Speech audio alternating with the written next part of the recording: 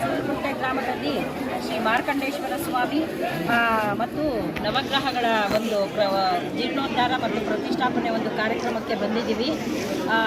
ಇದು ದೇವಸ್ಥಾನ ಆ್ಯಕ್ಚುಲಿ ಮುಜರಾಯಿ ದೇವಸ್ಥಾನ ಆಗಿದೆ. ಈ ಮುಜರಾಯಿ ದೇವಸ್ಥಾನಕ್ಕೆ ಸಂಬಂಧಪಟ್ಟಂತೆ ಹಳೆ ದೇವಸ್ಥಾನ ಏನಿತ್ತು ಅದನ್ನು ಇದು ಕೆಡವಿ ಇದು ಹೊಸದಾಗಿ ಜೀರ್ಣೋದ್ಧಾರ ಮಾಡಿದ್ದಾರೆ. ಈ ದೇವಸ್ಥಾನ ತುಂಬಾ ಚೆನ್ನಾಗಿದೆ. ಜೊತೆಗೆ ನನಗೂ ಸ್ವಲ್ಪ ಖುಷಿ ಆಯಿತು ದೇವಸ್ಥಾನನ ನೋಡಿ. ಜೊತೆಗೆ ಗ್ರಾಮಸ್ಥರೆಲ್ಲ ಒಳ್ಳೆ ರೀತಿಯಲ್ಲಿ ಒಂದು ಹಬ್ಬದ ವಾತಾವರಣದಂತೆ ಗ್ರಾಮಸ್ಥರೆಲ್ಲರೂ ಪಾಲ್ಗೊಂಡಿದ್ದಾರೆ. ದೇವರು ಈ ಊರಿನ ಗ್ರಾಮಸ್ಥರೇ ಎಲ್ಲ ಇಡೀ ಜಗತ್ತಿನ ಎಲ್ಲ ಜನಗಳಿಗೂ ಆಯಸ್ಸು ಆರೋಗ್ಯ ಐಶ್ವರ್ಯ ಎಲ್ಲ ಕೊಟ್ಟು ಕಾಪಾಡಲಿ ಅಂತ ಹೇಳಿ ನಾನು ಕೋರ್ಕೊಳ್ತೇನೆ. ಮತ್ತು ಈ ದೇವಸ್ಥಾನಕ್ಕೆ ಸಂಬಂಧಪಟ್ಟಂತೆ ನಮ್ಮ ಸರ್ಕಾರದ ವತಿಯಿಂದ 10 ಲಕ್ಷ ರೂಪಾಯಿಗಳನ್ನ ಮಂಜೂರಿ ಆಗಿದೆ. ಅದನ್ನು ನಾವು ಅತಿ ಬೇಗನೆ DC ಆಫೀಸಿಂದ ಇದು ನಮಗೆ ಯಾವುದೇ ರೀತಿ ಮಾಹಿತಿ ಬಂದಿಲ್ಲ. ಬಂದ ಕೂಡಲೇ ನಾವು 10 ಲಕ್ಷ ರೂಪಾಯಿಗಳ ಒಂದು ಚೆಕ್ನ ನಾವು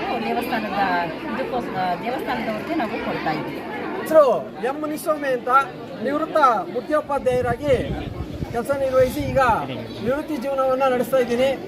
ನಮ್ಮದು ಸೂಲುಕುಂಟೆ ಗ್ರಾಮದಲ್ಲಿ ಮುಜರಾಯಿಗೆ ಸಂಬಂಧಪಟ್ಟಂಥ ಒಂದು ದೇವಸ್ಥಾನ ಇತ್ತು. ಬಹಳ ಶಿಥಿಲವಾಗಿತ್ತು. 106 ವರ್ಷಗಳ ದೇವಸ್ಥಾನ. ಮಾರ್ಕಂಡೇಶ್ವರ ದೇವಸ್ಥಾನ ಮತ್ತು ವೇಣುಗೋಪಾಲ ಸ್ವಾಮಿ ದೇವಸ್ಥಾನ ಎರಡೂ ಅಕ್ಕಪಕ್ಕ ಇದೆ. ಎರಡೂ ಕೂಡ ಮುಜರಾಯಿ ದೇವಸ್ಥಾನಗಳು. ಅದರಲ್ಲಿ ವೇಣುಗೋಪಾಲ ಸ್ವಾಮಿ ದೇವಸ್ಥಾನನ ಜೀರ್ಣೋದ್ಧಾರ ಆಗಿ ಒಂದು 5-6 ವರ್ಷ ಆಗಿದೆ. ಮತ್ತು ಅದು ತುಂಬ ಶಿಥಿಲವಾಗಿ ಬೀಳೋ ಸ್ಥಿತಿಯಲ್ಲಿತ್ತು.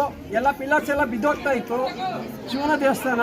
ಆ ಮಾರ್ಕಂಡೇಶ್ವರ ದೇವಸ್ಥಾನನ ಆ ಊರವರು ಮತ್ತು ಅಕ್ಕಪಕ್ಕದ ಊರುಗಳವರು, ಸ್ನೇಹಿತರು ಮತ್ತು ಸರ್ಕಾರ ಎಲ್ಲ ಕಡೆಯಿಂದನೂ ಸಹಾಯ ತಗೊಂಡು ಒಂದು ದೇವಸ್ಥಾನದ ಜೀರ್ಣೋದ್ಧಾರ ಕಾರ್ಯವನ್ನು ಮಾಡಿ ಇವತ್ತು ಆ ದೇವಸ್ಥಾನದ ಪೂಜೆ ಎಲ್ಲ ಇಟ್ಕೊಂಡಿದ್ದೀವಿ. 3 ದಿವಸದಿಂದ ಎಲ್ಲ ಪೂಜೆ ನಡೀತು. ಇವತ್ತು ಪೂಜೆ ಅಂತ್ಯ ಆಗ್ತಾ ಇದೆ. ಮತ್ತೆ 48 ದಿವಸ ಪೂಜೆ ನಿರಂತರವಾಗಿ ನಡೀತಾ ಇದೆ. 48ನೇ ದಿವಸದಲ್ಲಿ ಮತ್ತೆ ಕುಂಭಾಭಿಷೇಕ ನಡೆಯುತ್ತೆ. ಮತ್ತು ಮಂಡಲ ಪೂಜೆ ನಡೆಯುತ್ತೆ. ಎಲ್ಲ ಗ್ರಾಮಸ್ಥರು, ಸುತ್ತಮುತ್ತಲ ಗ್ರಾಮಸ್ಥರು, ಸ್ನೇಹಿತರು ಎಲ್ಲರೂ ಕೂಡ ಇದಕ್ಕೆ ಕೈ ಜೋಡಿಸಿ ಬಹಳ ಕಷ್ಟಪಟ್ಟು ಸುಮಾರು 1 ಕೋಟಿಗೂ ಹೆಚ್ಚು ಹಣವನ್ನು ಖರ್ಚು ಮಾಡಿ ಕಲ್ಲು ಬಿಲ್ಡಿಂಗನ್ನು ಮಾಡಿ ಅದರ ಜೊತೆಗೆ ಒಂದು ನವಗ್ರಹಗಳ ದೇವಸ್ಥಾನವನ್ನು ಕೂಡ ಮಾಡಿ ಇವತ್ತು ಎಲ್ಲರ ಸಹಕಾರದಿಂದ ಅವರು ಇವರು ಅಂತೀರ ಎಲ್ಲರೂ ಸಹಕಾರ ಮಾಡಿದ್ದಾರೆ. ಒಬ್ಬರ ಕೈಯಿಂದ ಇದಾಗೋ ಸಾಧ್ಯ ಅಲ್ಲ. ಇನ್ನು ಸರ್ಕಾರದಿಂದ ನಮಗೆ ಸ್ವಲ್ಪ ಒಂದು 10 ಲಕ್ಷ ಅನುದಾನ ಬಂದಿಲ್ಲ. ಈಗ ಸದ್ಯಕ್ಕೆ ಅದು DC ಆಫೀಸಲ್ಲಿ ಸ್ಟಕ್ ಆಗಿದೆ ಅಂತ ಹೇಳಿದ್ದಾರೆ. ತಹಸೀಲ್ದಾರ್ ಮೇಡಮ್ ಅವ್ರ ಹತ್ರ ಮಾತಾಡಿದ್ದೀವಿ. ಅವರು ಇಂಜಿನಿಯರ್ ಆಫೀಸಲ್ಲಿ ಇದೆ ಅಂತ ಹೇಳಿದ್ದಕ್ಕೆ ಅಲ್ಲಿಂದ ಪ್ರಪೋಸಲ್ ಹೋಗಬೇಕು ಅಂತ ಹೇಳಿದ್ದಾರೆ. ಅದು ಬಂದ ತಕ್ಷಣ ನಾನು ಮಾಡಿಸ್ಕೊಡ್ತೀನಿ ಅಂತ ಮೇಡಮ್ ಅವರು ವಾಗ್ದಾನ ಮಾಡಿದ್ದಾರೆ.